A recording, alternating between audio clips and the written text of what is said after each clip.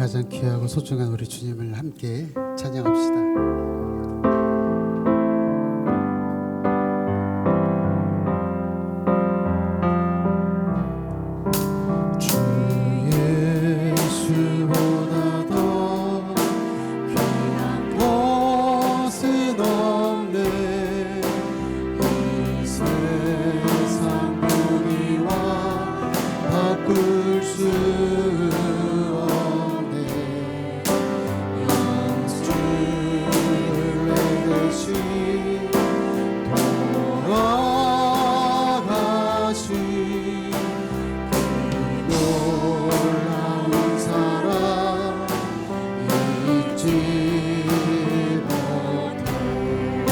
세상 즐거움 다 버리고 세상 자랑 다 버렸네. 주 예수보다 더 귀한 것은 없네. 예수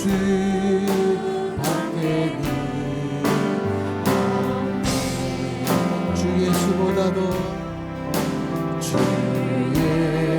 예수보다도 귀한 것은 없네. 이 세상 명예와 바꿀 수 없네. 이전에 즐기던 세상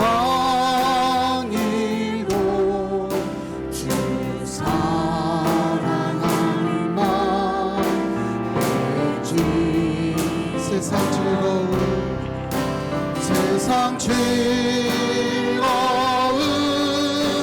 다 버리고 세상 자랑 다 버렸네. 주 예수보다도 귀한 것은 없네. 예수 밖에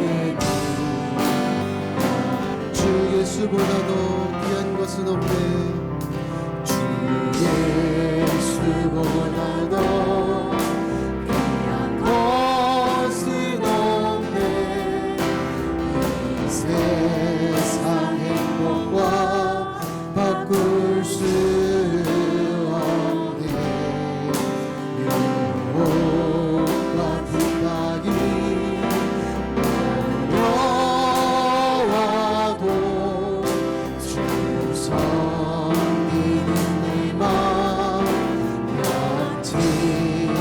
세상 즐거움 세상 즐거움 다 버리고 세상 자랑 다 버렸네.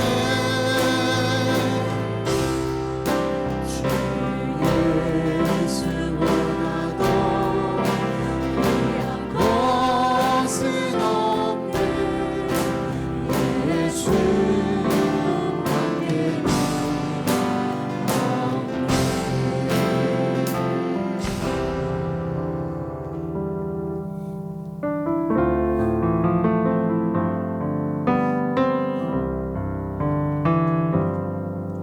나의 사랑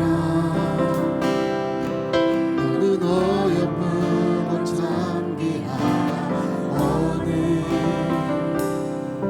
보석보다 귀하다.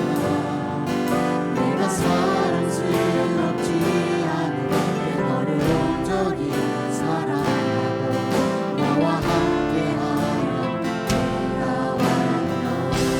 주의 사랑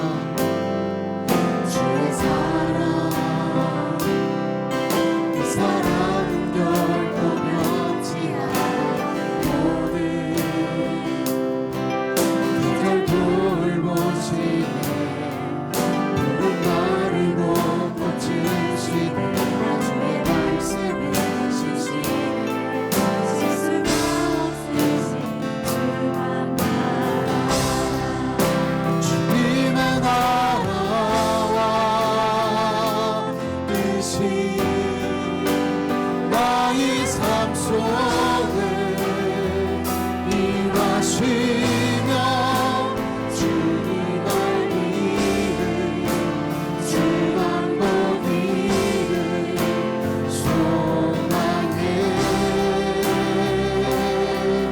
거룩히 살아가 거룩히 살아가 힘과 두려움 없는 믿음 주신 나의 하나님 완전한 사랑 찬양 우리 다시 한번 나의 사랑 나의 사랑 너는 어여쁘고 참귀하다 어느 보석보다 귀하다 내가 사랑스럽지 않을 때 너를 온전히 사랑하고 너와 함께하여 내가 왔노라 주의 사랑 이 사랑은 주의 사랑 이 사랑은 결코 변치 않아 모든 계절 돌보시네 푸른 나를 곳곳 지시네 나 주의 말씀을 쉬시네 실수가 없으신 주만 주님의 나라와 뜻이 나의 삶 속에 임하시며 주님 알기를 주만 보기를 소망해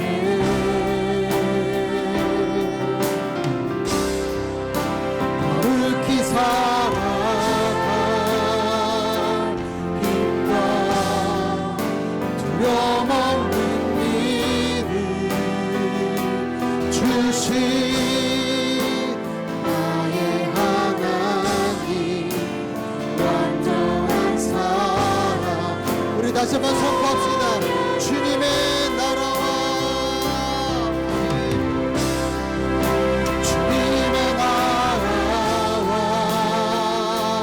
뜻이 나의 삶 속에 임하시며 주님 알기를 주만 보기를 소망해 하나님 그렇게 살아가 힘과 두려움 없는 믿음 주신 나의 하나님 완전한 사랑 찬양해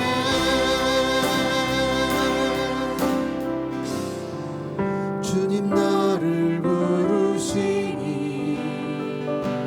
두려움 없이 배서 나가리라 주님 나를 부르시니 주님 내게 오라시니 주님 보고 계시기에 의심치 않고 바다를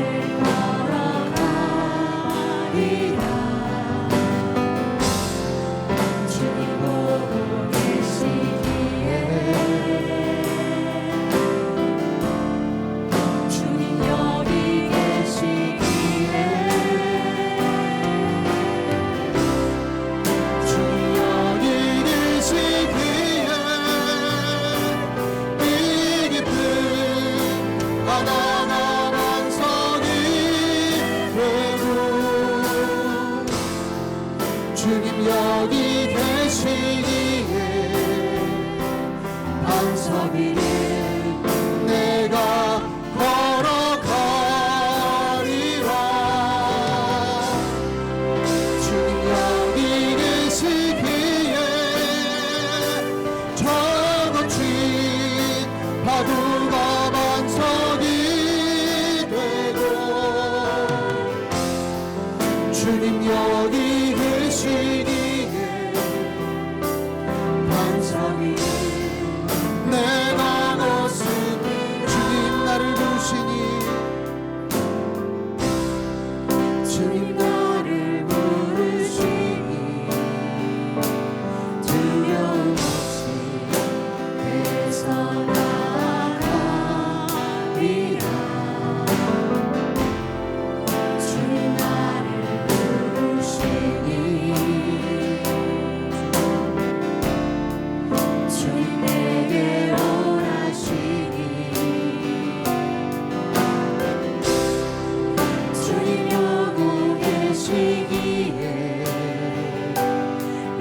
끊지 않고 바다를 걸어가리라.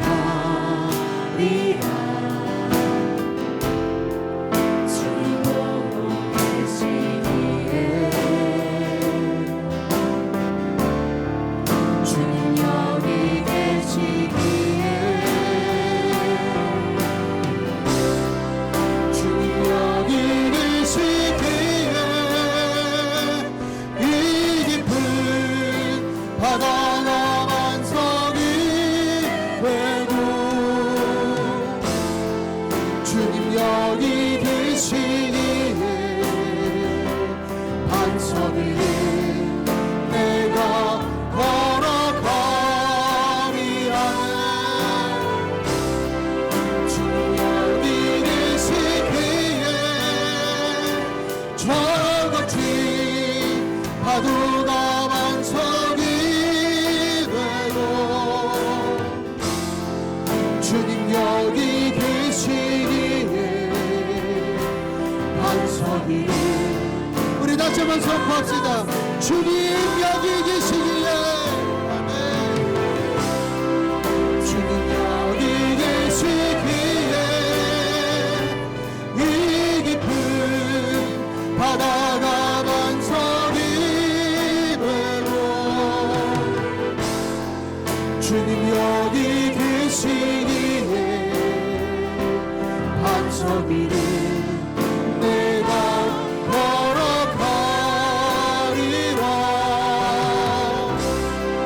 주님 여기 계시기에 저같이 파도가 반석이 되고 주님 여기 계시기에 반석 위에 내가 걷습니다. 나의 주를 섬기는 것에 후회가 없습니다. 내가 걸어온 모든 시간 다 주의 은혜니 내가 걸어간 모든 날도 주만 섬기며 살리 오직 예수 이름 부르며 살아가. 이것이 나의 간증이요 이것이 나의 간증이요 이것이 나의 찬송일세 이것이 나의 찬송일세. 나 사는 동안 끊임없이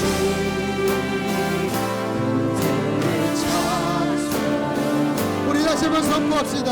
나는 주를 섬기는 것에 나는 주를 섬기는 것에 후회가 없습니다.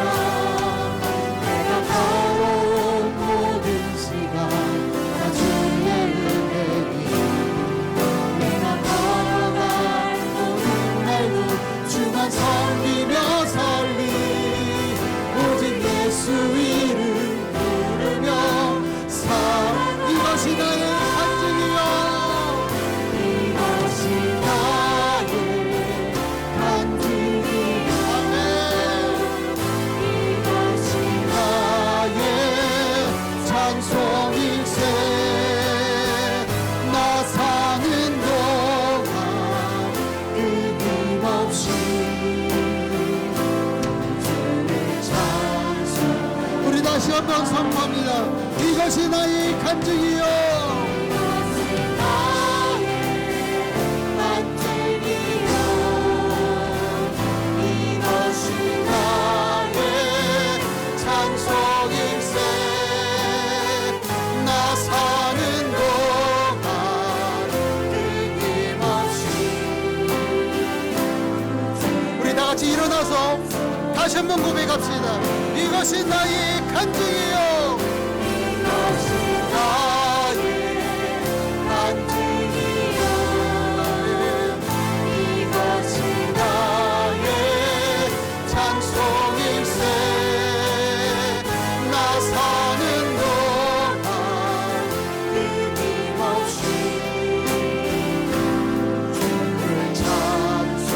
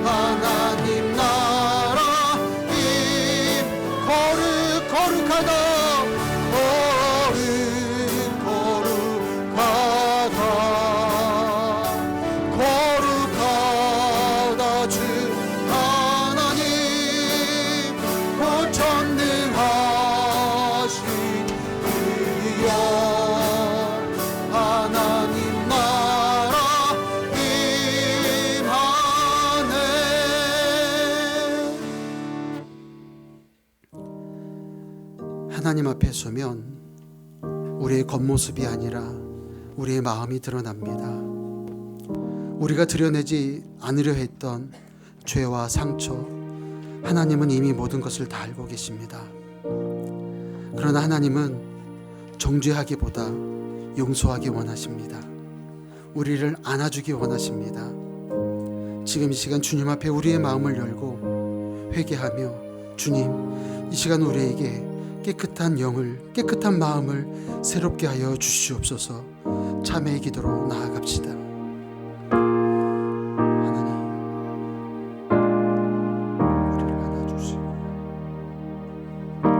우리를 삼으시고 우리를 고쳐주시고 새롭게 하시고 깨끗게 하신 하나님, 이 시간 주님 앞에 저희 모든 것을 내려놓습니다.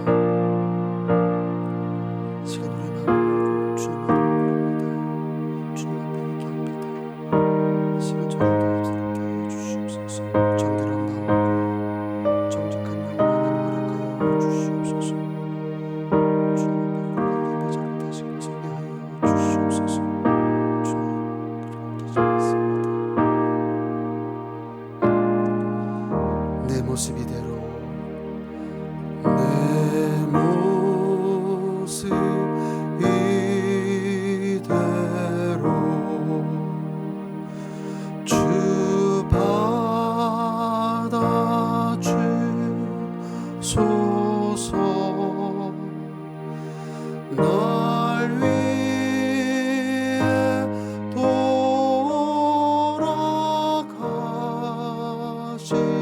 주, 날 받아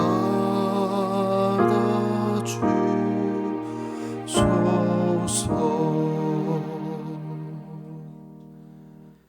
이 시간 우리 함께 드리는 고백의 기도, 시편 68편 20절로 26절 말씀 우리 한 절씩 교독합니다. 하나님은 우리를 구원하시는 하나님이시다. 그분은 주 우리의 주님이시다. 우리를 죽음에서 구원하여 내시는 주님이시다.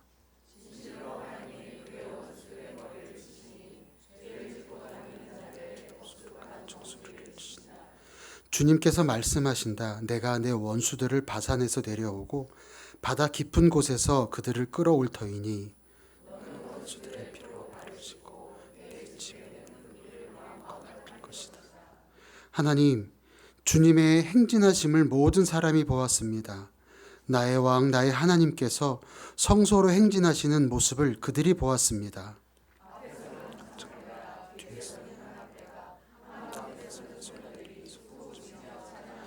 함께 읽겠습니다. 회중 한가운데서 하나님을 찬양하여라. 이스라엘 자손아 하나님을 찬양하여라 합니다. 아멘. 이 시간 사도신경으로 우리의 신앙을 고백합니다. 전능하사 천지를 만드신 하나님 아버지를 내가 믿사오며 그 외아들 우리 주 예수 그리스도를 믿사오니 이는 성령으로 잉태하사 동정녀 마리아에게 나시고 본디오 빌라도에게 고난을 받으사 십자가에 못 박혀 죽으시고 장사한 지 사흘 만에 죽은 자 가운데서 다시 살아나시며 하늘에 오르사 전능하신 하나님 우편에 앉아 계시다가 저리로서 산자와 죽은 자를 심판하러 오시리라. 성령을 믿사오며 거룩한 공예와 성도가 서로 교통하는 것과 죄를 사하여 주시는 것과 몸이 다시 사는 것과 영원히 사는 것을 믿사옵나이다. 아멘. 이 시간 다 같이 자리에 앉으셔서 찬송가 288장 찬송합니다.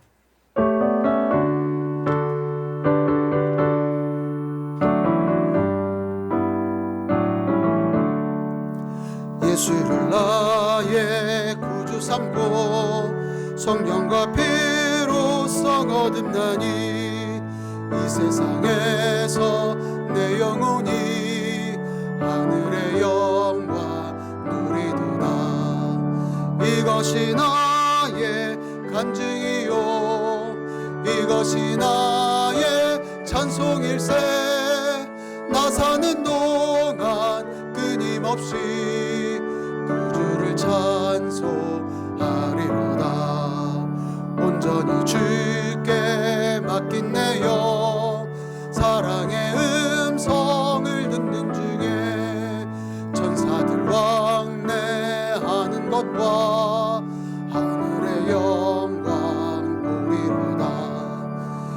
이것이 나의 간증이요 이것이 나의 찬송일세 나 사는 동안 끊임없이 주를 찬송하리로다 주 안의 기쁨 누림으로 마음의 풍랑이 잔잔하니 세상과 나는 간 곳 없고 구속한 주만 보이도다 이것이 나의 간증이요 이것이 나의 찬송일세 나 사는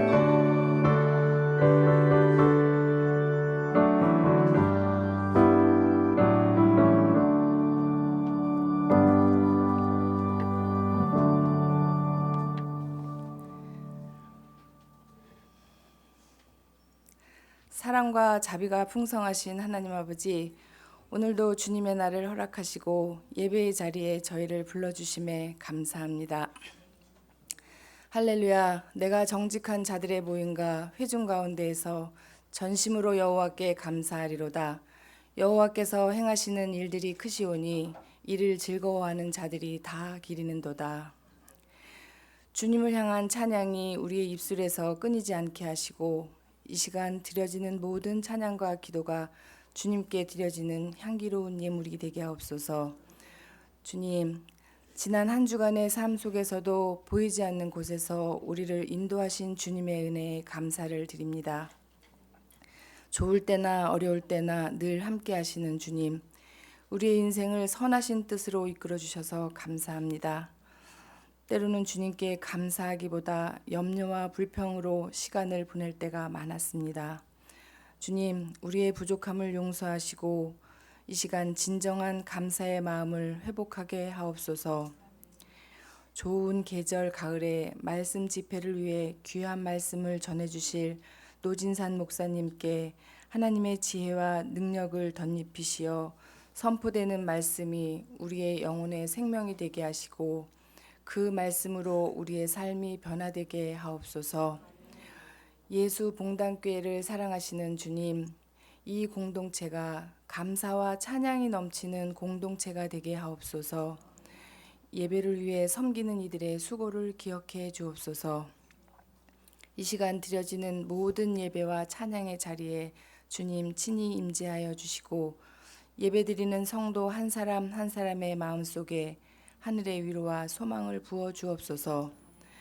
예배가 끝나고 살아내는 일상 속에서도 주님을 찬양하며 감사하는 마음이 이어지게 하옵소서. 모든 존경과 영광을 주님께 올려오며 예수 그리스도의 이름으로 기도드립니다. 아멘.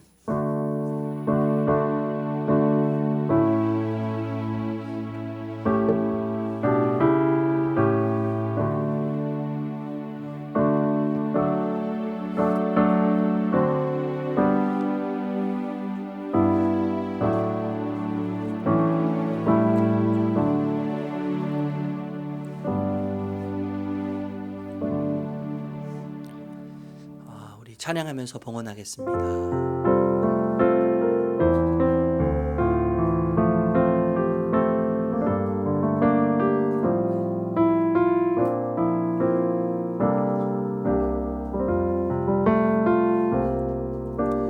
나의 모습 나의 소유 주님 앞에 오늘 드립니다.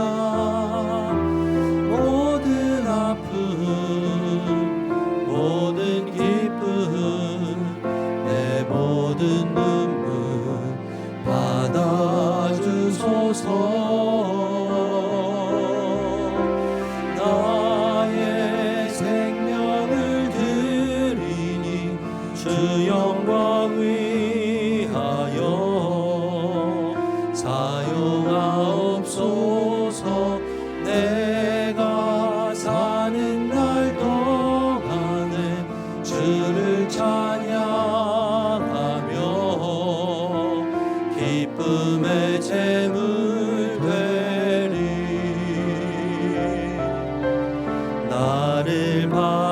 주소서.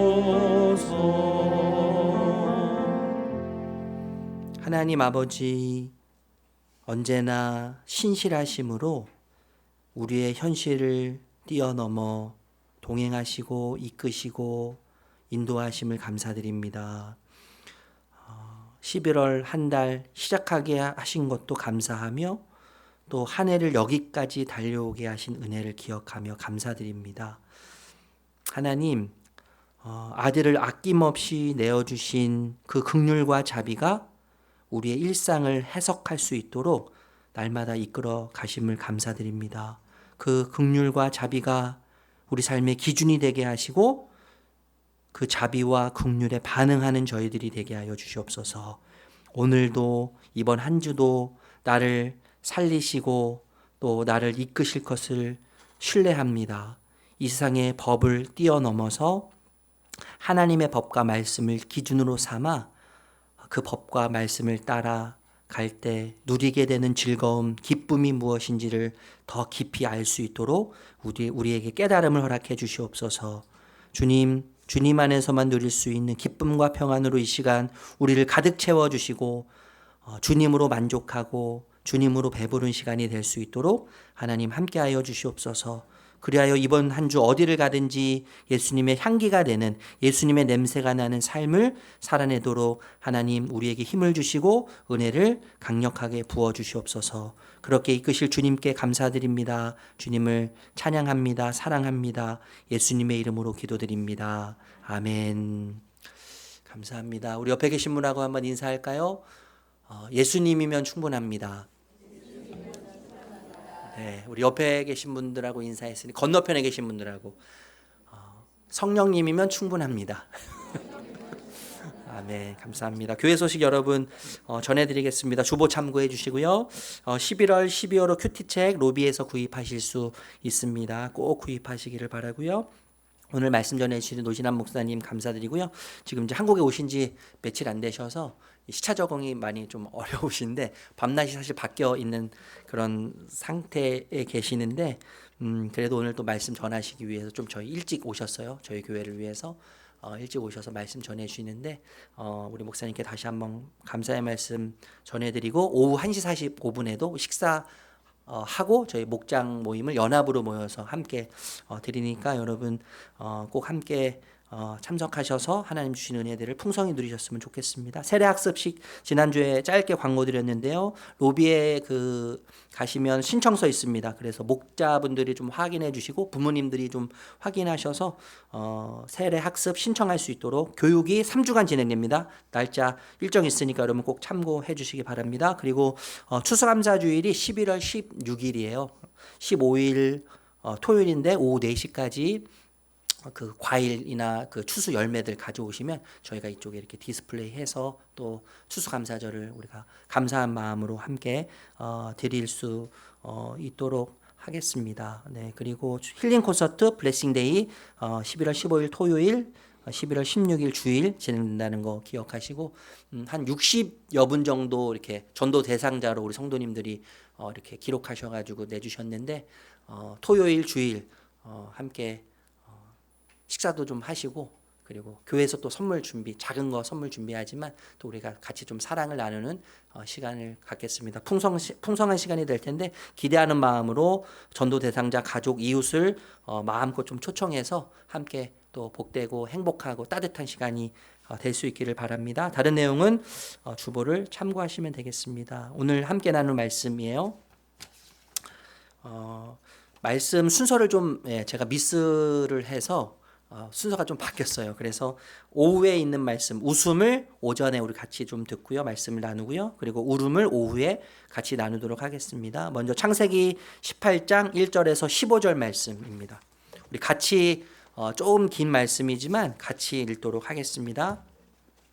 창세기 18장 1절에서 15절 말씀입니다. 같이 읽겠습니다. 시작. 주님께서 마므레의 상수리 나무 곁에서 아브라함에게 나타나셨다. 한참 더운 대낮에 아브라함은 자기의 장막 어귀에 앉아 있었다. 아브라함이 고개를 들고 보니 웬 사람 셋이 자기의 맞은 쪽에 서 있었다. 그는 그들을 보자 장막 어귀에서 달려나가서 그들을 맞이하여 땅에 엎드려서 절을 하였다. 아브라함이 말하였다. 손님들께서 저를 좋게 보시면 이 종의 곁을 그냥 지나가지 마시기 바랍니다. 물을 좀 가져오라고 하셔서 발을 씻으시고 이 나무 아래에서 쉬시기 바랍니다. 손님들께서 잡수실 것을 제가 조금 가져오겠습니다. 이렇게 이 종에게로 오셨으니 좀 잡수시고 기분이 상쾌해진 다음에 길을 떠나시기 바랍니다. 그들이 대답하였다. 좋습니다. 정 그렇게 하라고 하시면 사양하지 않겠습니다.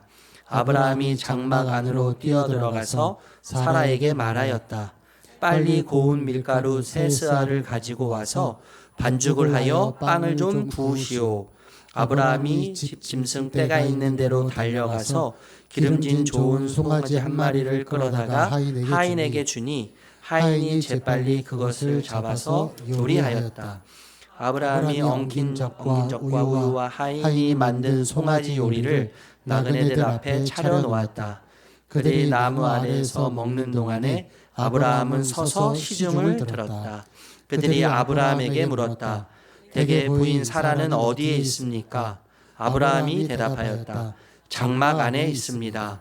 그때에 주님께서 말씀하셨다. 다음에 이맘때 내가 반드시 너를 다시 찾아오겠다. 그때에 너의 아내 사라에게 아들이 있을 것이다. 사라는 아브라함이 등지고 서 있는 장막 어귀에서 이 말을 들었다. 아브라함과 사라는 이미 나이가 많은 노인들이고 사라는 월경마저 그쳐서 아이를 낳아 나이가 지난 사람이다. 그러므로 사라는 나는 기력이 다 쇠잔하였고 나의 남편도 늙었는데 어찌 나에게 그런 즐거운 일이 있으랴 하고 속으로 웃으면서 중얼거렸다. 그때에 주님께서 아브라함에게 말씀하셨다.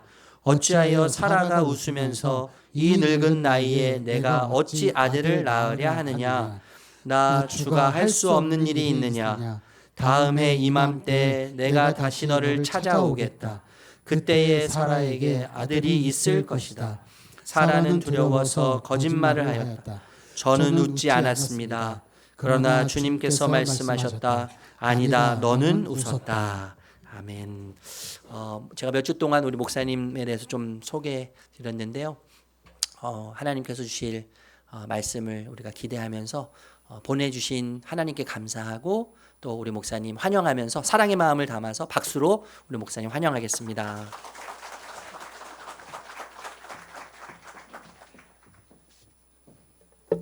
감사합니다. 반갑습니다. 목사님 말씀하신 대로 제가 미국에서 온 지가 며칠 안 됐습니다. 그리고 시차 적응도 사실 좀 시간이 걸리고요. 그리고 제가 미국에 산 지가 지금 49년이 됐어요. 1976년도에 이민을 갔거든요. 대한민국에서 13년을 살고 미국에서 49년 살고 제가 지금 사역하는 교회도 영어로 하는 교회예요.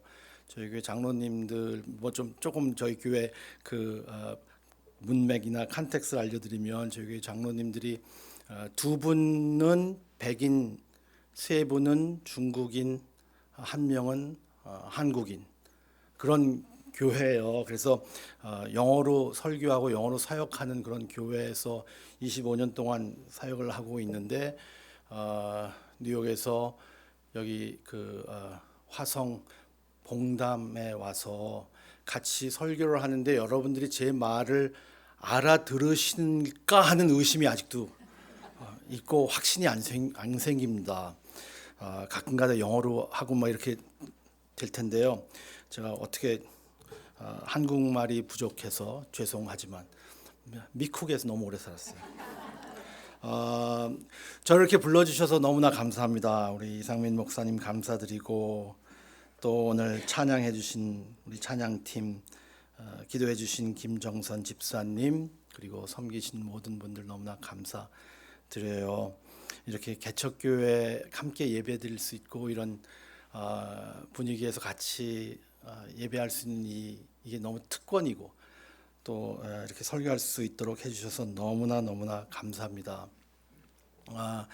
오늘 그 목사님 말씀하신 것처럼 오늘 아침에 예배 설교는 웃음, 그리고 오후에는 울음이에요. 처음에는 제가 울음으로 시작하고 웃음으로 끝내려고 그랬다가 제가 바꿨어요 나중에. 그래서 오늘 웃음을 시작하고 울음으로 끝나는데, 그 설교가 웃음의 설교가 그냥 웃고 가는 게 아니고 울음의 설교는 그냥 울리려고 하는 설교 아니라는 걸 먼저 기억하시고, 웃음의 제목을 웃음이라고 했지만 웃기는 게 하나도 없어도 기대를 하시면 안 돼요. 네. 근데 하여튼 웃으면 복이 옵니다. 네, 웃으면 복이 와요. 웃음이 전염됩니다.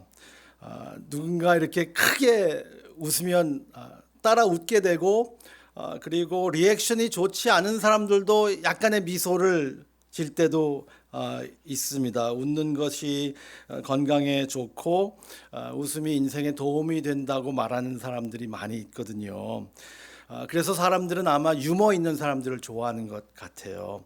그리고 잘 웃는 사람들을 또 좋아합니다. 남자들은 자기 유머에 반응이 좋고 그리고 리액션이 많이 있으면은 더 오버해서 웃기려고 할 때가 많이 있는 것 같아요. 그래서 크게 웃는 사람들 매력이 있다라고 하고, 어떤 글을 봤더니 여성들이 이렇게 크게 웃으면서 목젖이 보일 정도로 입을 크게 열어서 웃는 모습이 참 매력이 있다라는 그러한 모습을 본 것 같은데, 우리 한국 여성들은 그렇게 웃는 분들이 그렇게 많지 않죠.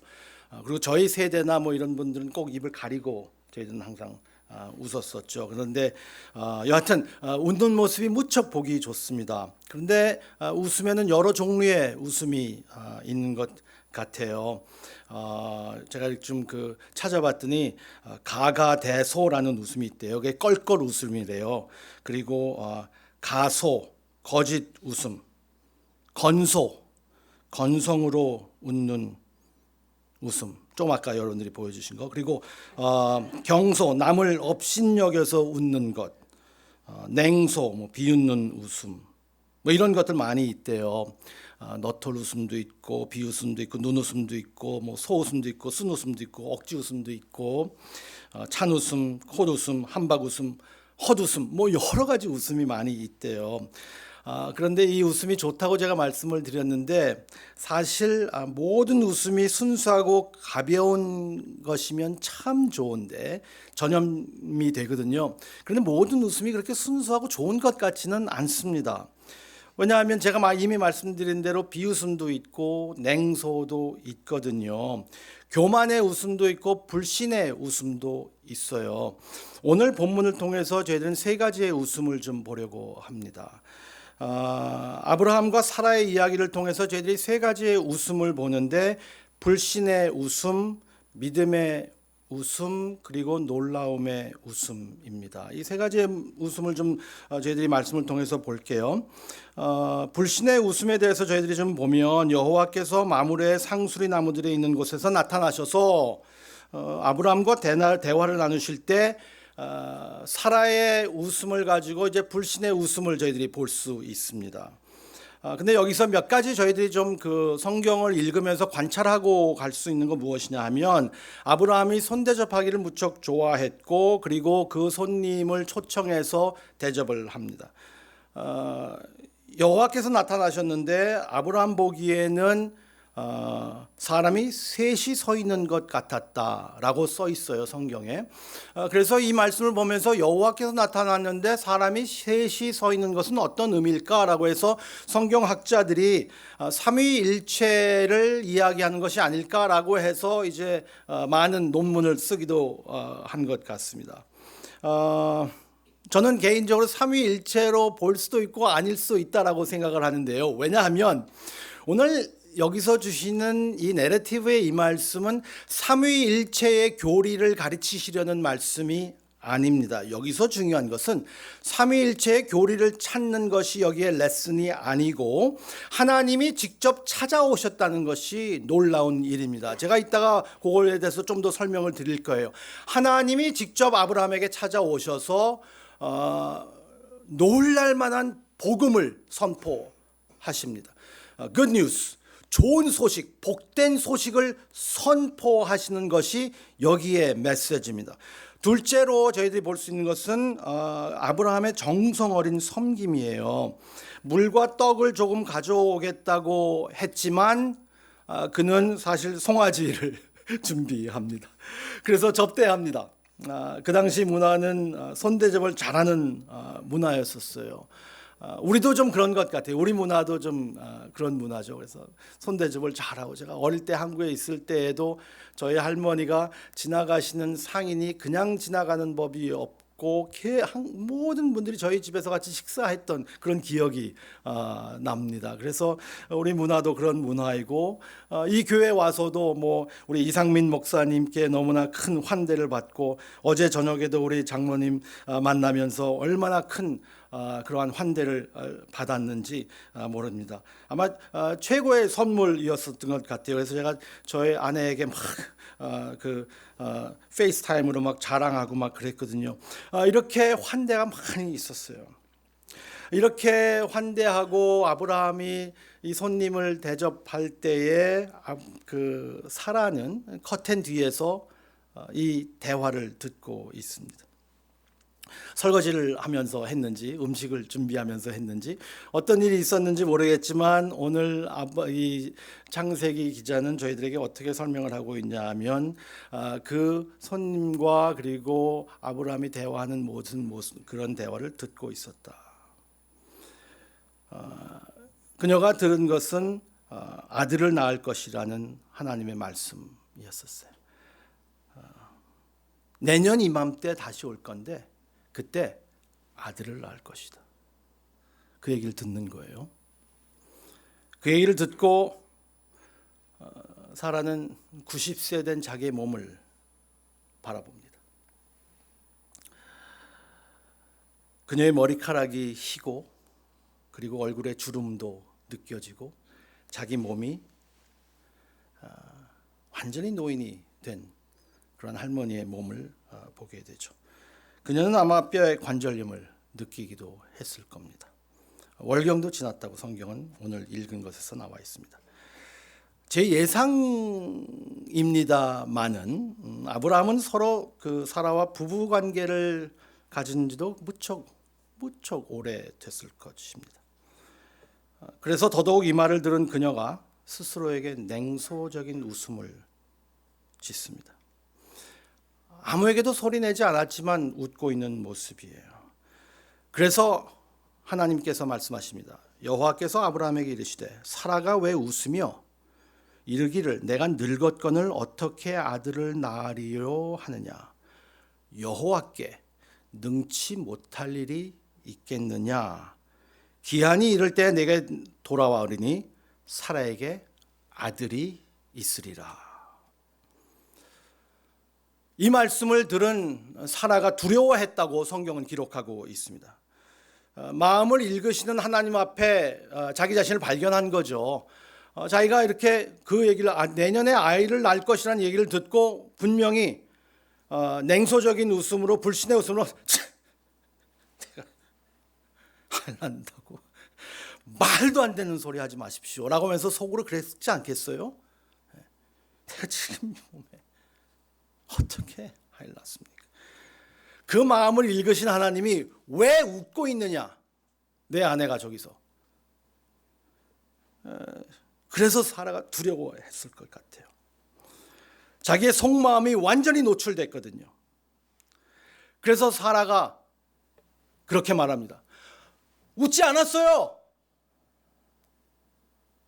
저 안 웃었는데요. 15절에 이렇게 끝납니다. 여호와께서 웃었어. 그리고 끝나버려요.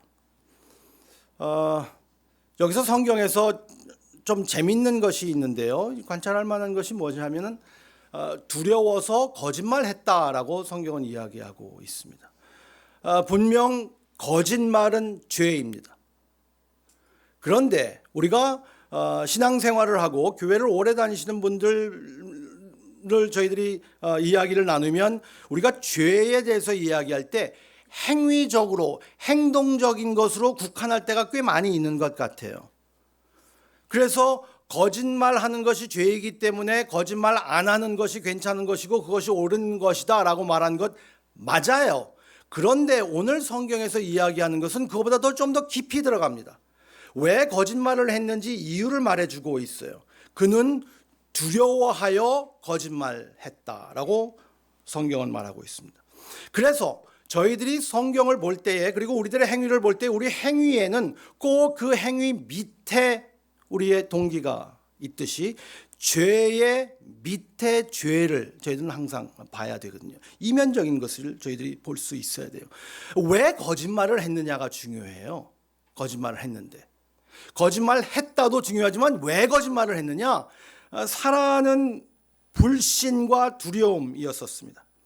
두려움이 우리를 덮을 때 우리는 거짓말합니다. 우리는 변명하기를 좋아합니다. 정당화하기를 좋아합니다. 그래서 우리가 무엇을 잘못했을 때 들킬 때에 아내에게 무슨 일 잘못한 것을 들킬 때에 많은 그 인생의 선배들이 그렇게 조언할 때가 있었습니다. 딱 잡았대. 무조건 잡았대라. 뭐 정당화하고 뭐 이렇게 얘기하지 말고 그럼 더 추해지니까 무조건 딱 잡았대라라고 이야기를 하기도 합니다. 얼마나 불행한 거예요, 그게. 네. 그 안에 있는 그것이 있기 때문에 저희들은 정당화하고 그리고 변명하고 그리고 합리화하려고 할 때가 무척 많습니다. 그 모습을 보면서 너무나 좀 처절한 마음이 들죠. 그럴 때마다 하나님께서 저희에게 은혜의 손을 내미시거든요. 그 은혜의 손을 내미시는 것이 사라에게 너 웃었지였었어요. 너 웃었지. 웃었다. 시인해라 사라야. 너는 웃었다. 저희들이 이 말씀을 보면 좀 웃긴 결론이에요. 왜냐하면 왜 그렇게 하나님은 웃음에 집착하셨을까? 뭐 이 사라가 웃었고 안 웃었고 왜 이렇게 중요했을까요? 왜 중요했습니까? 왜 웃었다는 것을 이렇게 강조하실까? 웃거나 웃지 않을까가 문제가 아니라 그 웃음의 의미가 중요하기 때문입니다. 왜 웃었느냐? 왜 거짓말을 했느냐와 마찬가지로 왜 웃었느냐에 저희들의 교훈이 있는 거예요. 제가 결론 부분에 더 자세히 말씀을 드릴게요. 이제 사라의 불신의 모습을 저희들이 좀 관찰했습니다. 이제 두 번째로 믿음의 웃음을 저희들이 좀 보려고 하는데요. 17장 말씀에 하나님께서 아브라함에게 아들을 주신다는 말씀을 약속을 합니다. 다섯 번째 약속이에요. 그리고 아브라함의 반응을 보게 됩니다. 창세기 17장 17절에 이런 말씀이 있어요. 아브라함이 엎드려 웃으며 마음속으로 이르되 100세 된 사람이 어찌 자식을 낳을까? 사라는 90세니 어찌 출산하리요 하고. 똑같은 이야기를 들었어요. 17장에 아브라함이 이미 이 얘기를 듣고 그리고 사라도 18장에 이 이야기를 똑같이 들었어요. 그런데 반응이 다릅니다. 아브라함은 이렇게 말합니다. 아브라함이 엎드려 웃으며, 그런데 이 엎드려 웃는 것은 사라가 내가 아이고 말도 안 되네 이런 웃음이 아니었었어요. 여기서는요. 엎드려 웃는 웃음은 너무 좋은 웃음이었습니다. 내가 100세 된 사람이 자식을 낳을까? 사라가 90세인데 출산하리요.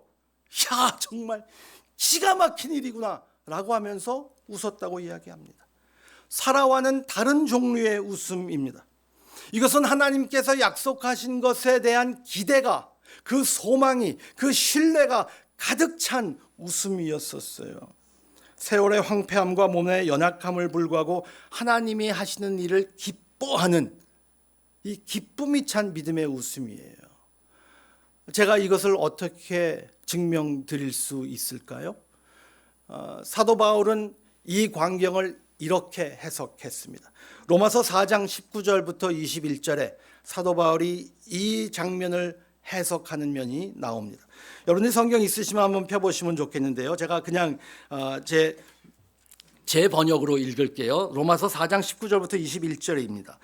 그가 100세가 되어 자기 몸이 죽은 것 같고 사라의 태가 죽은 것 같음을 알고도 믿음이 약하여지지 아니하고 믿음이 없어 하나님의 약속을 의심하지 않고 믿음으로 견고하여져서 하나님께 영광을 돌리며 약속하신 그것을 또한 능히 이루실 줄을 확신하였으니 그러므로 그것이 그에게 의로 여겨졌느니라.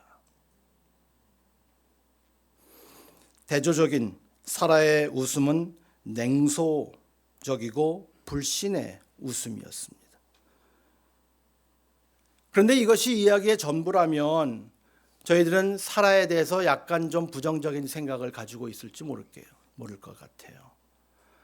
그래서 사라가 정말 믿음의 사람이 아니구나라고 결론을 내릴지 모르겠습니다. 그러나 신약 성경 히브리서에서 나머지 이야기를 저희들이 얻고 갑니다. 바로 거기 사도 히브리서 11장에 믿음의 영웅들이 쫙 나오거든요. 정말 믿음으로 산 사람들의 이름이 쫙 나옵니다. 그 중에 사라의 이름이 등장해요. 11장 11절에 이런 말씀이 있습니다. 믿음으로 사라 자신도 나이가 많아 단산하였으나 잉태할 수 있는 힘을 얻었으니 이는 약속하신 이를 미쁘신 줄 알았음이니라. 약속하신 이가 미쁘신 줄, 약속하신 이가 신실하신 분이다. 그분을 신뢰했기 때문에 도저히 일어날 수 없는 일이 일어났다라는 것을 믿었다는 말이에요. 틀림없이 무슨 일이 일어났어요.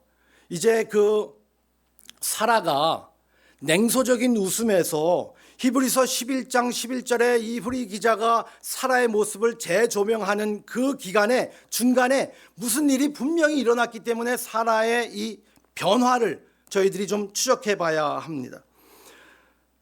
손님들이 떠난 후에도 사라가 여전히 그가 들은 것을 생각했을 겁니다.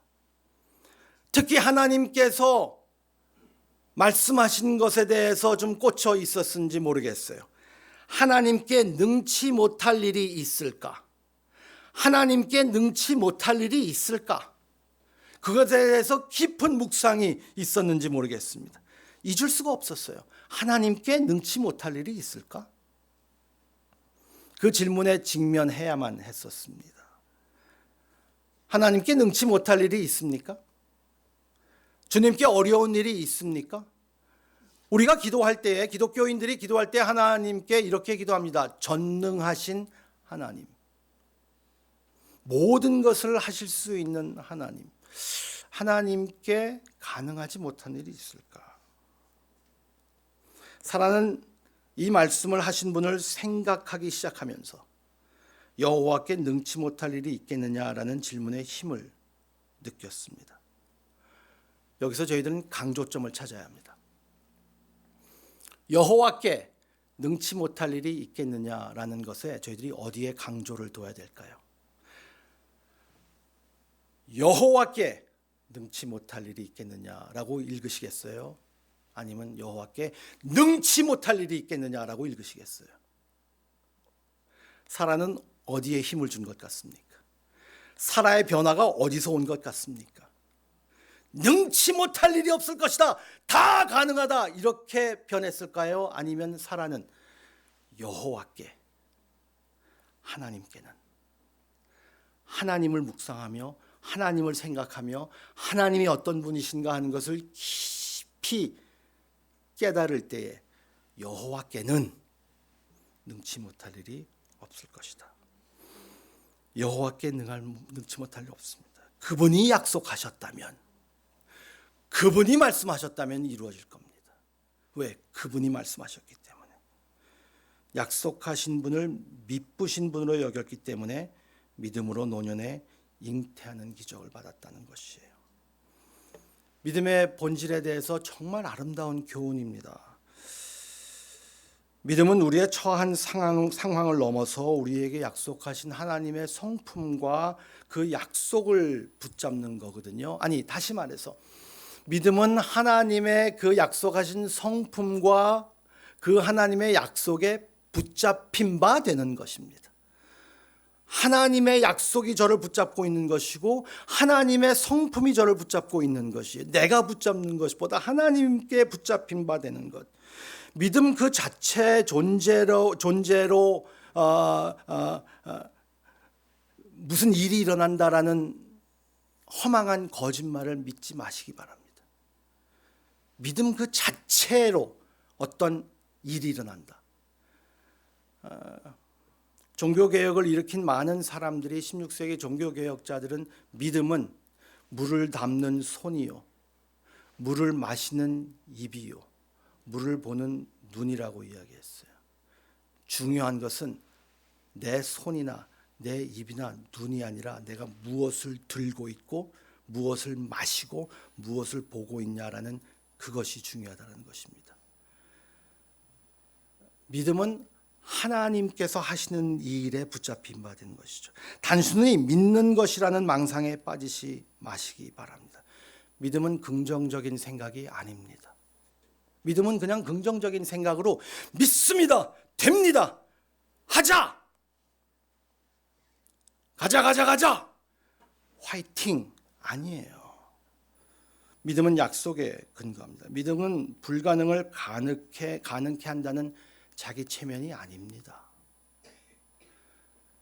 자기 체면을 두고 믿음은 불가능을 가능케 한다. 그 말은 나폴레옹이 했어요. 내 사전에 불가능이 없다. 그 믿음 아니에요. 자기 확신이에요. 근데 믿음은 어느 대상인가, 하나님이 그 약속을 하셨기 때문에라고 성경은 이야기하고 있습니다. 믿음인 다 된다가 아니에요. 제가 그 예를 잠깐 드리는데, 오늘 찬송 예배 이렇게 시작하면서 찬송 부른 노래하고 좀 반대되는 메시지라서 제가 좀 죄송스러운 마음이 좀 있어요. 근데 한번 생각해 보셨으면 좋겠어요. 오늘 찬송에 베드로가 물 위로 걷는 찬송을 했어요. 그래서 물이 바다가 되고 우리도 물을 걷는다. 마태복음의 14장에 나온 말씀인데, 5천 명의 사람들을 먹이시고 그 오병이어 보리떡 5개 그리고 물고기 2마리로 그 많은 사람을 먹이시고 기적을 경험했습니다. 그리고 예수님은 기도하시러 올라가시고 제자들은 배를 타고 갑니다. 그때 큰 풍랑이 일었습니다. 예수님께서 걸어가십니다. 물 위로 걸어가세요. 예수님이.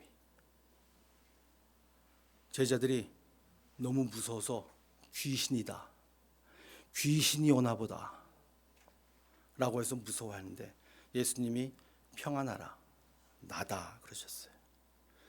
그랬더니 거기서 베드로가 그럼 주님, 저도 물 위로 걷게 해주세요. 베드로가 좀 오버하는 사람이었어요. 예수님이 왜 허락하셨는지 모르겠어요. 근데 허락하셨어요. 그러니까 예수님이 걸어라라고 명하신 게 아니라 베드로가 저도 걷게 해주세요. 그러니까 예수님이 그래 한번 해봐라. 너 빠질 거야. 근데 한번 해봐. 라고 하신 거예요. 베드로가 한 발자국, 2발자국 걸어갑니다. 근데 바람이 확 붑니다. 파도가 칩니다. 물에 빠져버렸어요. 예수님이 손을 내미시고 건져주시면서 왜 의심하느냐, 왜 이렇게 믿음이 적으냐라고 꾸짖었다고 성경은 말하고 있습니다. 우리는 그 교훈에서 무엇을 얻냐 하면, 이제까지 많은 말씀들이 너무나 죄송하지만 성경의 견해가 다를 수 있어요. 우리 해석이 다를 수 있으니까 파도를 걸어야 되는데, 물 위를 걸어야지 되는데 예수님을 바라보지 않고 한눈 팔아서 물에 빠졌다가 교훈이에요. 정말 그 말씀은 그 말씀을 하고 있는 것일까? 만약에 그게 교훈이었다면 베드로는 그날부터 물 위를 걷는 연습 기도 들어가야 됩니다. 무리를 걸어야지. 주여! 철야기도 해야죠. 금식해야죠. 열심히 기도해서 무리를 거둬야죠. 믿음이 있어야 되니까. 근데 그게 교훈이었을까요? 만약에 그랬다면 다른 제자들은 베드로보다 더 혼났어야 돼요. 나오지도 않았으니까. 그런데 그 다른 제자들 혼내지 않으셨어요. 꾸짖지 않으셨습니다. 여기서 주시는 말씀은 무엇일까? 믿음을 통해서 내가 무리를 걷는 것이 중요한 것이 아니라 물을 걷지 않고도 주님이 누구라는 것을 알 수 있는 것이 믿음의 힘이라는 것이에요. 마태복음의 말씀은 예수님이 누구인가를 증명하는 것이지 내가 무엇을 할 수 있느냐를 보여주는 말씀이 아닙니다. 주님이 누구이신가? 예수님은 과연 어떤 분이신가? 예수님이 무리를 걸으라 하면 걸을 수 있어요. 그런데 예수님이 그 말씀을 안 하시면 못 걸어요. 예수님이 누구인가 하는 거예요. 믿음은 약속에 근거합니다. 약속에 근거하지 않는 믿음은 믿음이 아니라 어리석음입니다. 하나님이 말씀을 주셨을 때 그것이 하나님의 말씀이면 어떤 상황이나 감정이나 그 밖에 어떤 상황에서도 신뢰할 수 있습니다. 왜? 주님께는 능치 못할 일이 없기 때문입니다. 사라는 이후에 이것을 믿었다는 것이에요. 하나님의 자녀를 책임지시고 그 자녀들을 끝까지 인도하신 것을 믿기 어려우십니까? 우리의 죄를 누르고 거룩한 삶을 살도록 간섭하신다는 것이 믿기 어려우신가요? 하나님이 우리의 생각을 붙드시고 그리스도의 형상을 닮아가도록 하실 능력이 있다는 것이 믿기 힘듭니까? 하나님께는 능치 못할 일이 없습니다. Is anything too hard for the Lord? 하나님께 능치 못할 일이 있을까? 하나님께서 우리에게 요구하시는 일, 하나님이 약속하시고 하나님이 명령하신 것 불가능해 보입니까? 여러분들이 살고 있는 상황이 하나님을 위해서 살고 있는 사람이 너무 버거워 느껴지시나요? 우리 자녀들을 볼 때, 부모님들, 친구들, 교회를 바라볼 때, 우리의 신앙을 내 자신을 볼 때 어떻습니까? 우리에게는 어려울 수 있어요. 그런데 주님께는 어렵지 않습니다. 그게 믿음이에요. 약속에 근거하는 것. 미래의 소망이 현재 현실로 오는 겁니다. 미래가 당겨져서 현실로 딱 들어와 있는 것. 그것을 믿음이라고 이야기합니다.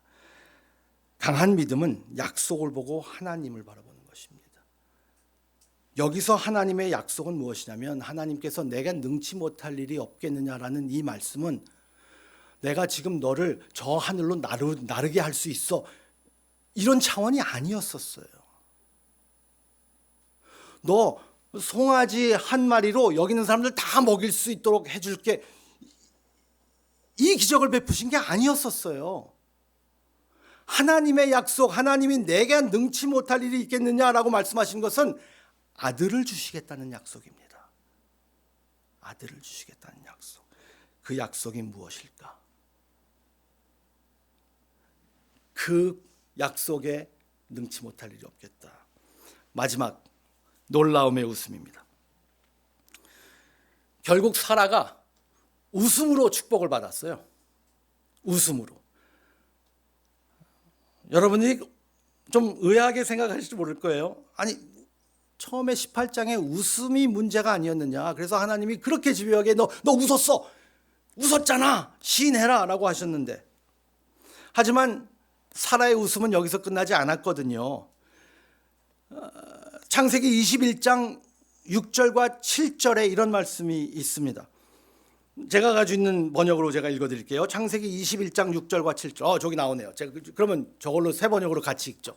야, 여기는 저렇게 딱 센스가 기가 막히네. 누가 그러시더라고요. 사랑과 믿음과 소망과 사랑은 항상 함께 있을진데 그 중에 제일은 센스니라. 누가 그런 것 같은데. 이 교회는 센스가 너무 있어요. 6절에 이런 말씀이 있어요. 7절. 사라가 혼자서 말하였다. 하나님이 나에게 웃음을 주셨구나. 나와 같은 늙은이가 아들을 낳았다고 하면 듣는 사람마다 나처럼 웃지 않을 수 없겠지. 그는 말을 계속하였다. 사라가 자식들에게 젖을 물리게 될 것이라고 누가 아브라함에게 말할 엄두를 내었으랴. 그러나 내가 지금 늙은 아브라함에게 아들을 낳아주지 않았는가. 이것은 불신이나 냉소적 웃음이 아닙니다. 이것은 하나님의 놀라운 은혜를 경험할 참을 수 없는 기쁨의 웃음입니다. 사라는 믿을 수 없다는 듯이 웃었지만 결론은 하나님이 내리시는 거예요. 그녀의 믿지 않는 웃음을 하나님을 영화롭게 하는 즐거운 감사의 웃음으로 바꿔주시는 분이 하나님이십니다. 하나님은 그녀의 쓰라린 웃음, 증오, 그런 것에서 하나님께서 찾아오셔서 그 웃음을 완전히 바꿔주시는 것이죠. 그래서 13절 15절에 그런 말씀이 있잖아요. 계속 하나님께서 내가 이 나이에 어떻게 아를 낳을 수 있겠어요? 월경도 지났는데 어떻게 낳아요? 그런데 하나님께서 웃음을 주십니다. 불신을 깨닫게 해주시는 반면에 사라에게 확신을 주시는 말씀이에요. 불신을 깨닫고 확신을 갖게 해주시는. 그래서 하나님은 사라에게 젠틀하게, 아주 젠틀하게 불신을 보게 하십니다. 그리고 15절에 계속 이 말씀을 뇌리에 치게 하십니다. 하나님께 불가능한 일이 있느냐? 하나님께 능치 못할 일이 있겠느냐? 이 말씀을 히브리어로 직역하면 이러한 말로 나온다고 합니다. 신학자들이. 하나님께 다 놀라운 일이 있겠느냐? 하나님께 이거보다 더 놀라울 일이 있겠느냐? 영어로 하면 이런 거예요. Is anything too hard for the Lord? 이 말이 Is anything too wonderful for the Lord? 하나님께 이거보다 더 원더풀한 일이 있겠느냐? 이거보다 더 놀라울, 더 원더풀한 일이 무엇이 있겠느냐? 엄청난 하나님의 약속의 말씀이에요. 능치 못할 일이 없고요. 더 놀라울 일이 없다라고 합니다. 상상할 수 없을 정도로 우리에게 놀라운 사랑을 주셨습니다. 더 놀라운 일이 있지 않겠느냐? 사라에게 약속하신 이 더 놀랍고 능치 못할 일은 무엇이냐 하면 아들을 주셨다는 거예요. 아들. 이게 왜 중요할까요? 사라는 아들을 낳을 수 없었어요. 불가능한 일이었어요. 90세 할머니예요. 이미 다 기한이 지난 분이에요. 아이를 낳을 수 없는 분에게 하나님께서 아이를 낳게 하시면서 이것보다 더 놀라울 일이 있겠느냐? 근데 하나님은 더 놀라울 일을 보내주셨어요. 어떤 일이요? 사라는 아들을 낳을 수 없는 사람이 아들을 낳았는데 신약에서 더 놀라운 일을 주신 것은 마리아는 아들을 낳으면 안 되는 여인인데 아들을 낳았어요. 그 아들이 바로 우리에게 구원자로 오시는 예수 그리스도예요. 그 여인은, 그 소녀는 아이 낳으면 안 돼요. 더 놀라울 일이 있겠느냐? 하나님께서 이렇게 놀라운 일을 저희들에게 주십니다. 더 놀라울 수 있는 것, 우리에게 가장 필요한 우리의 구원자이신 예수 그리스도를 주신 거예요. 그래서 오늘도 목사님이 그렇게 인사하게 하시는 거예요. 예수님으로 충분합니다. 예수님이 구원하셨기 때문에, 그 아들을 주셨기 때문에, 사라에게 주셨던 그 아들을 보면서 우리에게 더 놀라울 일이 있겠느냐? 있지롱. 그리고 우리에게 예수를 주셨어요. 이 은혜를 베풀었다는 겁니다. 가장 놀라운 일. 하나님이 아브라함에게 찾아오셨던 것처럼 하나님이 우리에게 인간의 모습으로 찾아오셨던 그 아들의 모습. 도저히 아들을 낳으면 안 되는 그 여인을 통해서 우리에게 인간의 모습으로 오신 하나님. 그게 더 놀라운 일이에요. 가장 연약한 모습으로, 가장 가장 힘없는 아기의 모습으로, 누가 젖을 먹여주지 않으면 먹지 못하는 그러한 아기로, 자기 뒤처리도 못하는 그러한 아기로 하나님이 오셨어요. 더 놀라울 일이 있겠느냐? 인간으로 오신 하나님이 우리를 대신해서 십자가에 죽으시고 부활하십니다. 이것보다 더 놀라울 일이 있겠느냐?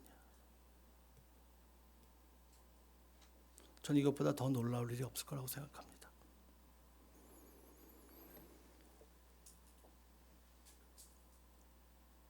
그렇게 아기로 오시고 인간으로 오신 분이 그 고통을 통해서 십자가에 지시면서 히브리 기자는 히브리서 12장 2절에 이런 말씀을 합니다. 그분은 기쁨을 내다보시고 십자가를 참으셨습니다. 십자가를 참으시고 그리고 그 고통을 당하실 수 있는 이유는 앞에 있을 기쁨을 내다보셨기 때문에. 저희들에게 올 기쁨이 어떤 건지 아세요? 그리고 여러분들이 갖는 기쁨이 어떤 건지 아십니까? 하나님이 여러분들을 보실 때 어떻게 보신다고 생각하십니까? 하나님의 웃음을 한번 생각해 볼까요? 하나님은 여러분을 볼 때에 환한 모습으로 보실까요? 아니면 미소의 모습으로 여러분을 보시고 계실까요? 예수 봉담교회 교인들은 복음을 잘 이해하시기 때문에 웃음으로 보신다고 믿으실 거예요. 근데 제가 어릴 때에도, 그리고 제가 대학 다닐 때에 주일학교 교사를 하면서 가장 비복음적인 노래를 아이들에게 가르쳤던 생각이 납니다. 여러분들도 교회 오래 다니셨으면 그 노래 주일학교 교사하셨으면 부르셨을 거예요. 지금은 안 해요. 그러니까 하면 큰일 나요. 가장 비복음적인 노래. 근데 제가 크게 했어요. 예배 시간에 떠드는 아이, 예수님이 보시면 뭐라 하실까? 기도 시간에 떠드는 아이, 예수님이 보시면 뭐라 하실까? 아니 안 돼요. 예수님이 화내실 거야. 우리 모두 조용히 두 손 모아 기도드려요. 눈 뜨지 마, 이씨. 눈 감아. 두 손 모으고. 그랬어요. 얼마나 비복음적인 거예요. 예수님이 여러분들을 그렇게 보신다고 생각하세요? 이거보다 더 놀라울 일이 어디 있겠느냐? 여러분들을 너무 사랑하시고 너무 귀하게 여기시고 그리스도의 십자가의 피를 다 쏟아서 죽기까지 사랑하셔서 하나님의 백성으로 자녀로 삼은 그 자녀들을 그렇게 보신다고 생각하세요? 아니요. 하나님이 이 교회를 바라볼 때에, 예수 봉담교회, 하나님이 여러분들의 인생을 바라볼 때에 큰 미소를 짓고 있을 겁니다. 너무 예쁘게 보이실 거예요. 그리고 여러분들이 아파하실 때에도, 이따가 오후에도 말씀드리겠지만, 하나님은 함께 울고 계실 거예요. 자녀이기 때문에. 왜 그렇게 하실 수 있었을까? 하나님이 저희들을 바라보는 눈은 그의 아들 예수 그리스도를 통하여서 바라보시기 때문이죠. 예수님이 우리를 대신하시는 분이기 때문에 하나님은 저희들을 바라보시면서 그 아들을 사랑하는 만큼 저희들을 사랑하시는 겁니다. 그게 아마 손주 사랑하는 마음인가 봐요. 저는 며느리는 둘이 있지만 손주 아주 없습니다. 저하고 동갑인 정갑신 목사라는 분이 있는데 그분은 손주가 한 30명 정도 되는 것 같아요. 근데 손주를 바라보는 눈이 달라요. 그래서 제가 요새 제 신학적인 견해가 약간 달라졌어요. 하나님을 아버지로 생각하는 것보다는 하나님을 할아버지 할머니로 생각하는 게 오히려 더 이런 면에서는 맞겠다라는 생각이 들더라고요. 할머니 할아버지가 손주를 바라보는 그 모습으로 하나님께서 여러분들을 바라보시는 그 모습, 하나님의 웃음, 하나님의 웃음을 생각하면서 저희들이 살 수 있는 거죠. 왜? 여호와께 더 놀라울 일이 있겠습니까? 여러분들을 구원하신 것보다 더 놀라울 일이 있겠어요? 그 아들을 주신 것보다 더 놀라울 일이 있을까? 하나님께 가능치 못할 일이 있을까? 그 여호와를 오늘도 기억하시기 바랍니다. 하나님, 오늘도 이 말씀을 통하여서 하나님의 신실하심, 하나님의 약속을 저희들이 묵상합니다. 하나님께서 말씀을 통하여서 여호와께 능치 못할 일이 있을까? 여호와께 더 놀라울 일이 있을까? 우리를 위하여서 인간의 모습으로 찾아와 주신 그 일보다, 우리를 대신해서 십자가를 지신 그 일보다, 저희들을 천국의 소망을 주시고 하늘에 이름을 새겨주신 그 일보다, 우리의 자녀를 사랑해 주시고 그 자녀의 그 인생을, 그 평생을 책임져 주신다는 하나님의 그 약속보다 아들을 주신 그 이가 우리의 아이를 지켜주시지 않겠는가? 하나님, 더 놀라울 일이 어디 있겠습니까? 저희를 보면서 웃으시고 좋아해 주시고 사랑해 주시는 그 하나님의 모습을 저희들이 기억할 수 있도록 하여 주시고, 사라의 모습이 변했던 것처럼 그리스도를 보며 저희들의 모습도 변할 수 있도록 하여 주시고, 기쁨과 소망의 웃음이 넘치는, 힘들 때에도 그 묵직한 웃음이 있는 저희들 되게 해주시기를 간절히 바라옵고 예수님의 이름으로 기도드립니다. 아멘.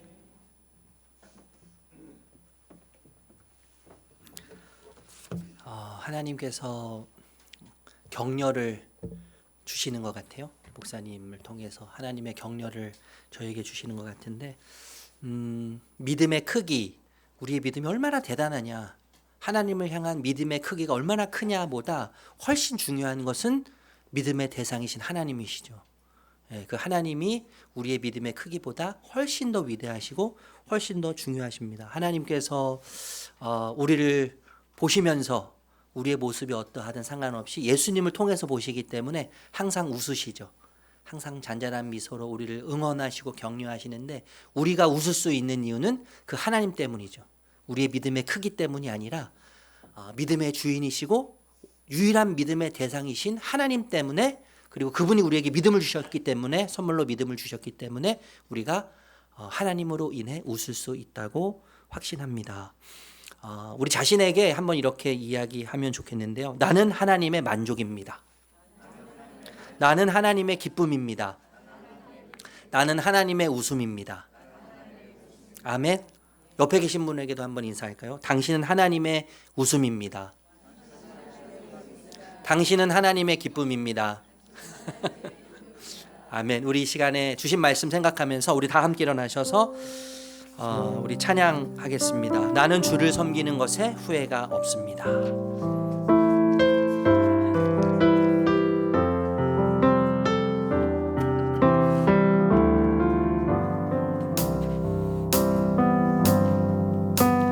나의 평생에 가장 복된 일은 내가 예수님을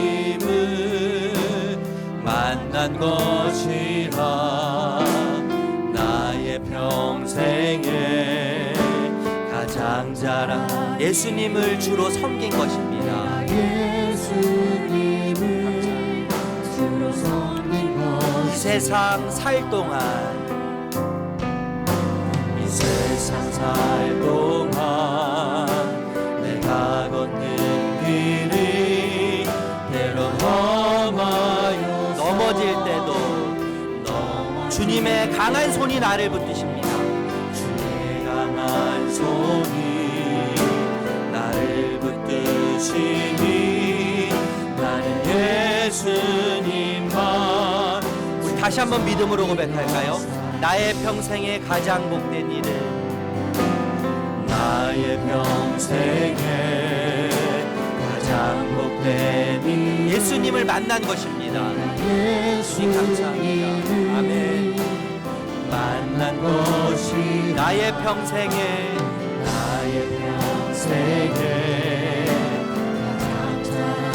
예수님을 주로 섬긴 것입니다. 예수님을 주로 섬긴 것 이 세상 살 동안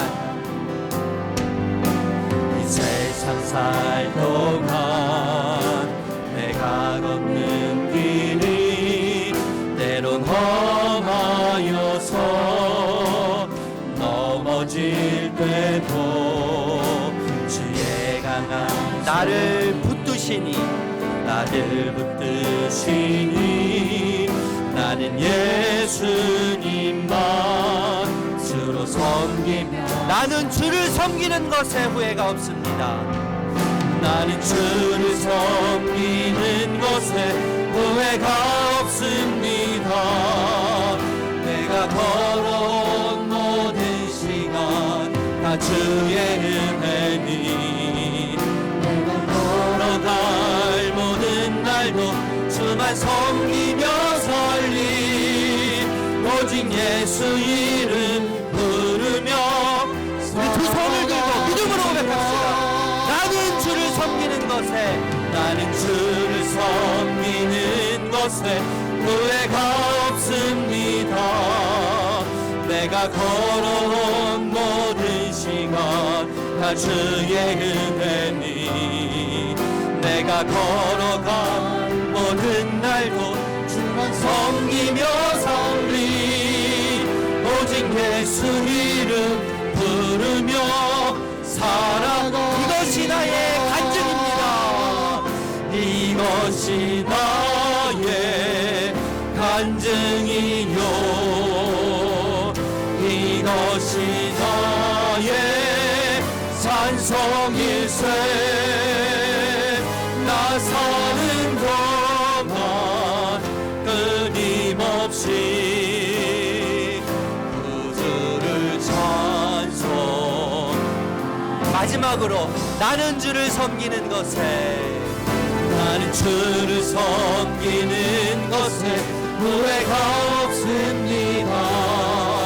내가 걸어온 모든 시간 다 주의 아멘 내가 걸어갈 모든 날도 주만 섬기며 오직 주님의 이름 부르겠습니다.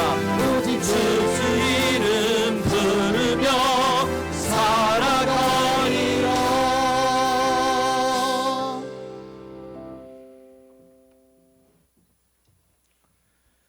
이제는 우리 주 예수 그리스도의 은혜와 하나님의 무한하신 사랑하심과 성령님의 교통하심이 함께 모여 예배하는 모든 성도들 머리 위에 이제로부터 영원토록 함께 하시기를 간절히 축원합니다. 아멘.